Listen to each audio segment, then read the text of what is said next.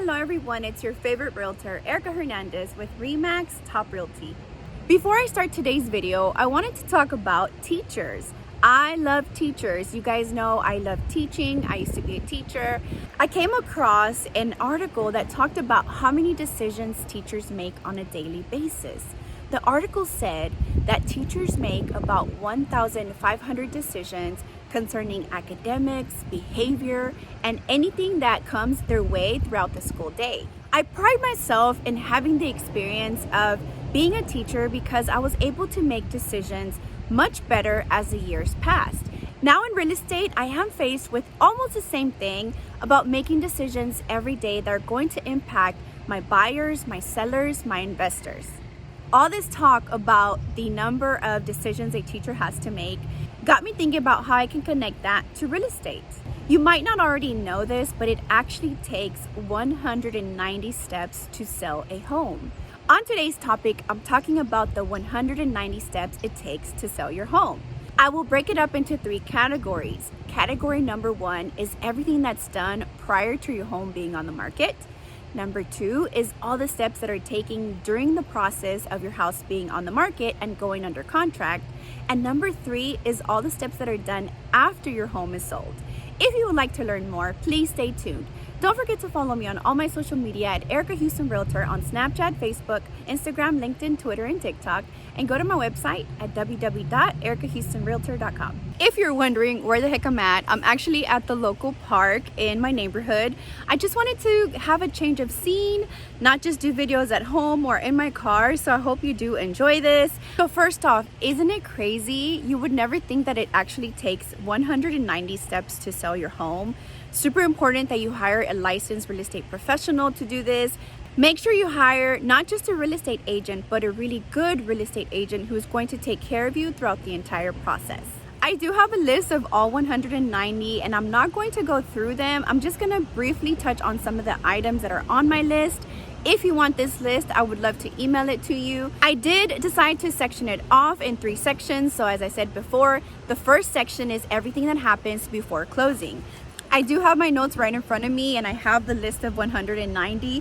So the first one is everything that happens before the house hits the market. This step of the process is when agents work really hard to get all the data for their sellers.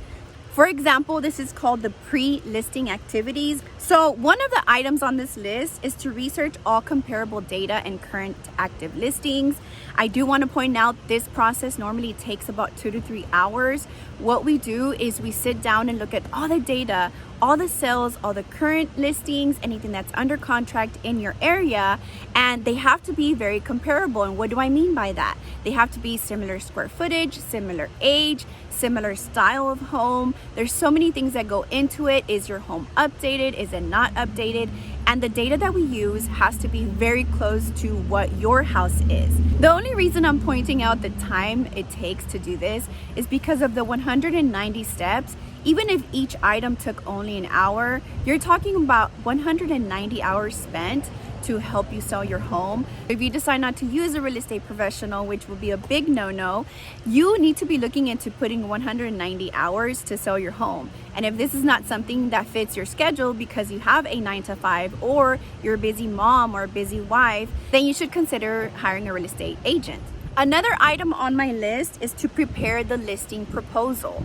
So after we do all of our research, then we take about an hour, and I did write all my notes. It does take about an hour to prepare everything from making the copies, make it presentable, putting a front cover, binding it or putting it into a binder so it's presentable for you. That alone takes about 1 hour. Again, we're already invested about 2 to 3 hours and we have not even sat down with the client to meet them and go over everything to do with their sale. Something else that is done prior to your house hitting the market is preparing a listing agreement. So this is a contract between the brokerage, for example, it would be RE/MAX for me, and the sellers. Every listing is very different. So filling out that listing agreement also takes time. And then after that, we do have to set it up for electronic signatures, which is what we normally do. Then following up to make sure you understood the listing agreement and you signed where you were supposed to, making sure we collect all of those documents and file them away into our system as well. Next on my list of 190 steps, and this is again prior to even going on the market, is actually entering the property into multiple listing services. So I put my notes here, which this actually takes me 2 to 3 hours. We take everything we know about your property, room sizes, what kind of stove do you have? Is it gas? Is it electric?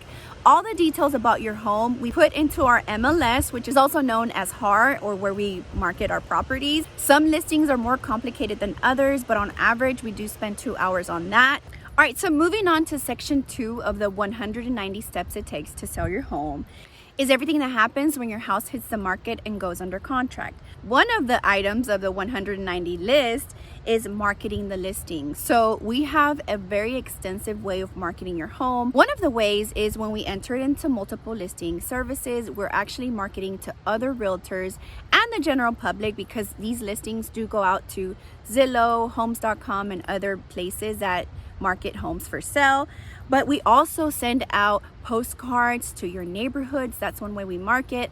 During the listing appointment, we discuss all the other ways that we market your home, but obviously each thing that we do also takes time. Even entering the postcards I just spoke about, I do have to go in the system, add a picture, add some details that are going to be eye-catching, and then decide where I'm going to be sending the postcards to. I'm able to pull some names and addresses around the property, and so all of this does take time. Things like postcards, flyers, making your own personalized website.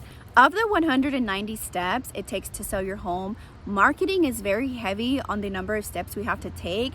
It makes sense because this is where we push your listing out to the general public in multiple ways and making sure that you get top dollar for your home. Along with marketing, the other part that does take a lot of steps is once we receive a contract or an offer. One of the items on my list of 190 steps is evaluate and prepare a net sheet for the seller on every offer. So this also is an item that could take up to 1 hour. We take the contract and put all the numbers into a system that will spit out a number of what will the seller take home after everything is done. This is a lengthy process, and like I said earlier, if it's more than one offer, we have to do it for every single offer. After we send out these net sheets to the sellers, obviously we have to sit and explain it to them and clarify anything that they may not understand. It is easy to understand the bottom number, but a lot of times there are other factors such as which bank are they using? Or do they have a local bank? Do they have to sell a home in order to buy my home?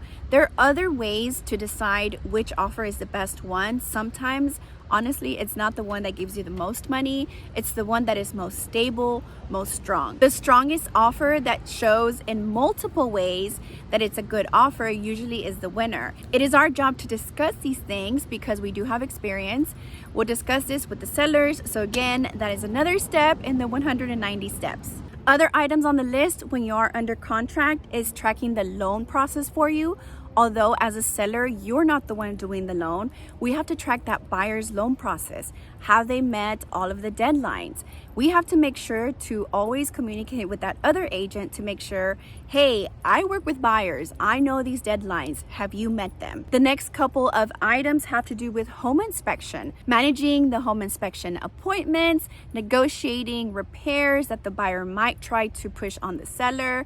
Next is appraisal. So making sure that the appraisers are able to come into the property, take all their photos, and of course giving our sellers the tips of what these appraisers are looking for. Next is closing preparations and duties. So making sure everything that has to get done prior to closing is done. So preparing the property, making sure it's nice and clean, making sure the repairs were done that were agreed upon. More importantly, there's an item on here that says review documents with closing agent. So right before you close on the sale of your property, a lot of documents are going to come your way. It is our job to sit with you, and if there's something you don't understand, definitely going back to the title company to clarify anything that is confusing and making sure that everything makes sense. So going back to that contract, everything that was agreed upon in this signed contract needs to be reflected in the final closing documents. We make sure that everything matches the original agreement so that nobody ends up losing money in the end.